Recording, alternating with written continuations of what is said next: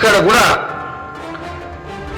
అధికారం కోసం అడ్డదారులు ఎప్పుడు దొక్కలే రాహుల్ గాంధీ గారి యొక్క రాజకీయ జీవితం.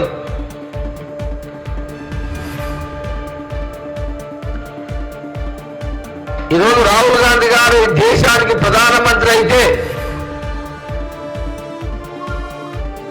మళ్ళీ ఈ 9 ఏళ్లలో ఈ యొక్క బీజేపీ ప్రభుత్వం ఆర్థిక వ్యవస్థను చిన్న భిన్నం చేసింది.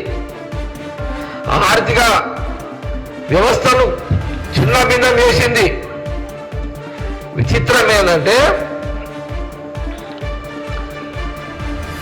యూపీఏ అంటే స్వాతంత్రం ఆనాటి నెహ్రూ కాలం నుంచి ప్రధానమంత్రి నుంచి తీసుకుంటే ప్రధానమంత్రి మన్మోహన్ సింగ్ గారు దిగిపోయేంత వరకు మన దేశంలో అప్పుడెంత 55 లక్షల కోట్లు. చూడండి ఎన్ని సంవత్సరాలని, 65 సంవత్సరాలు. 65 సంవత్సరాలలో మన దేశం యొక్క అప్పు 55 లక్షల కోట్లు.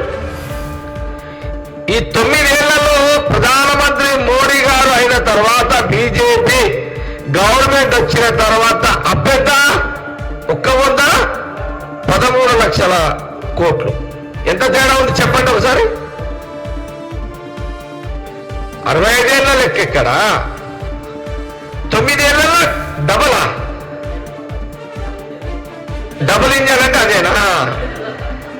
అప్పులు పెంచే దాంట్లో బీజేపీ ప్రభుత్వం డబుల్ ఇంజనా? ఇంత అన్యాయం అంటే ఈ అప్పంతా ఎవరు? దేశ ప్రజల మీదనే కదా పడేది. ఈ 65 ఏళ్ళ ఈ అప్పులో ఒక ఎత్తు అయితే 9 ఏళ్ళ అప్పు ఇంతనా?